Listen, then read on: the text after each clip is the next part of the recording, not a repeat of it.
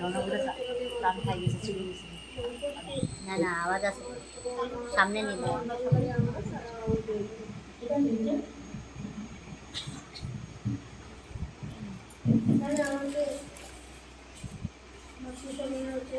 আলোচনা করার জন্য সুন্দর আলোচনা তো আমার ওই মাটিও করেছি, আমি আর কি আলোচনা করি। মাইকটা সামনে ঠাকুরের কথা বলার ক্ষমতা আমার আছে, তবুও আমরা ঠাকুরের নাম পেয়েছি, আমরা ঠাকুরের আমরা ধন্য হয়েছি। ঠাকুরের কাউকে চলতে পারে না, আমি কাউকে সামনে নিতে পারি। ঠাকুরের যজন যাজন ইষ্টবিধি শ্রেষ্ঠী অসংখ্য। যজন হল ঠাকুর সম্বন্ধে নিজে জানা, এবং যাজন হল নিজে যা জানলাম তা অন্যকে জানানো এবং বোঝানো। ইষ্টবিধি হল মহাযজ্ঞ, ইষ্টবিধি মুক্তি আছে। ঠিক কাটায় কাটায় ঠাকুরের আদেশ করলো ইষ্টবিধি করলে কোনোদিন আমাদের কোনো বিপদ হয় না, এবং বিপদ হলেও তাদের আমরা উদ্ধার পেয়েছি। শ্রেষ্ঠানী একটা ব্রত, শ্রেষ্ঠানী ব্রত করলে নিজেকে শরীর শুদ্ধ, মন শুদ্ধ, চিত্ত শুদ্ধ, আর সব দিয়ে নিজেকে পবিত্র মনে হয়। শ্রেষ্ঠানী একটা মহান ব্রত, তাই ঠাকুর পূজা দিয়েছে শ্রেষ্ঠানী মুক্তি আনে রাষ্ট্র প্রতিজন। সদাচার হলো সবসময় পরিষ্কার পরিচ্ছন্ন থাকা, এবং সব কিছু ঘরের আসবাবপত্র জিনিসপত্র কাপড় কিছু পরিষ্কার রাখা এবং পরিষ্কার থাকা, এগুলি বলে সদাচার। ঠিক সদাচারে থাকলে অনেক সময় অনেক রোগ ব্যাধি হতে মুক্তি হবে। সবসময় আমাদের সদা থেকে থাকা অবশ্যই করতে হবে।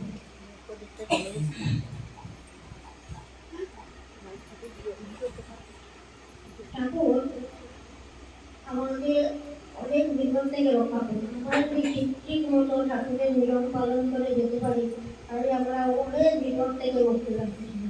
কিন্তু বিশ্বাস করে রাখা যায়, বিশ্বাস থাকতে হবে। একবার একটি ঘটনা, একটি মেয়ে একটি প্রত্যন্ত অঞ্চলে চাকরি পেয়েছে, অনেক দূরে। একদিন কাজ করতে শেষ করতে করতে তার রাত হয়েছে। মনে মনে ভাবছে কেমন করে আমি বাড়ি যাবো।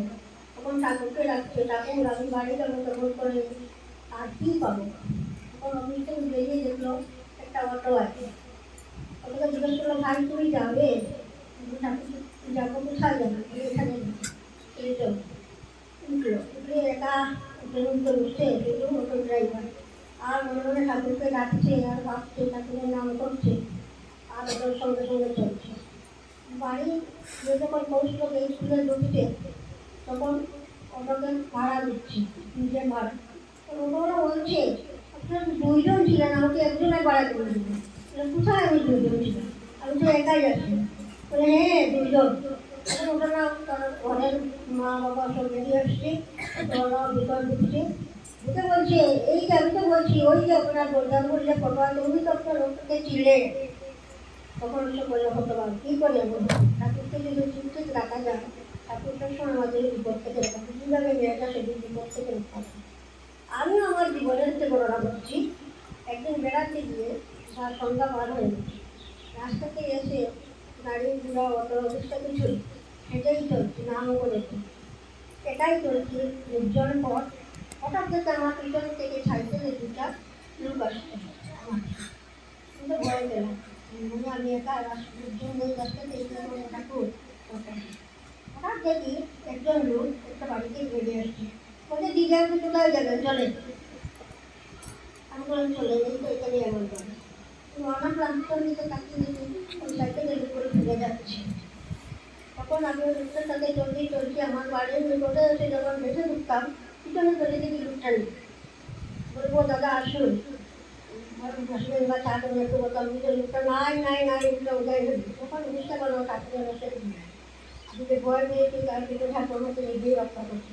এইভাবে তার কাকার মতো কাজ করে ঠাকুরকে ঠিকই পাওয়া যায়, কিন্তু ঠাকুর বিশ্বাস হতো।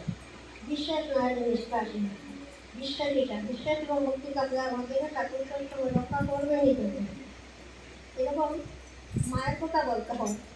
মা একটু সামনালো মাইকে বলতে বড় মা তো তার কি বলবো, বড় মা তো নারীর বৈশিষ্ট্যের মধ্যে বুঝেছে আজকেই বড় মাদের ছিল। আমার তো বড় মার তোমাকে পারবো না, কিন্তু চেষ্টা করে দেখা উচিত। আমাদেরকে বড় মার মতো হতে পারি জীবনে। বড় মার মতো ক্ষমতা সেটি কেউ নাই, যেমন সাহস, তেমন বুদ্ধি, তেমন চরিত্র, সব কিছু ছিল বড় মা। একদিন বড় মা রান্না করতেছিলেন, হঠাৎ তখন জঙ্গলে গিয়েছিল, বাঘের শব্দ শোনা যায়। রান্না করার পাশে কেউ নেই। বড় মা তখন কী করছে, তাড়াতাড়ি করে চুলা দিয়ে লাঠির টুকরা জ্বালালো, লাঠির টুকরা নিয়ে গেছে আর বাচ্চা থেকে চলে যায়। কীভাবে ছিল বড় মার ধারণা, কাঠি যা বলতেন তাই ছিল। একদিন মহিলা আসছে ঠাকুরের কাছে, তো ঠাকুর আমাদের সংসার করবো শান্তি, স্বামী স্ত্রী বলতে তাদের ঝগড়া কাটি না। ঠাকুর কিছু বললেন না। ঠাকুর বললেন, বড় এদিকে আসো। তো বড় আসেন, হাঁড়িটা নিয়ে আসো। হাঁড়িটা লাগিয়ে ওটা জ্বালিয়ে দাও, জ্বালিয়ে দিলে আবার বলছেন ওটা নিভিয়ে দাও, নিভিয়ে উঠলো। তখন বলছো ওটা জায়গায় নিয়ে যেতে আসো। তো জায়গায় নেবে, তখন মেরুটি বলছে ঠাকুর বুঝে গেছে, আর আমাকে বলতে হবে না, তুমি সব বুঝে গেছে, সব বুঝে গেছে বলে ঠাকুরকে প্রণাম করে মহিলাটা চলে যায়। এইভাবে ছিল বড় মার প্রতিমূর্তি। বড় মার প্রতিমূর্তি কথা বলার ক্ষমতা আমার আছে, সবাই যেন বড় মার মতো বোধ ধরে চলে। এই আমার ঠাকুর সবাইকে আমার জন্য জানিয়ে আমার আলোচনা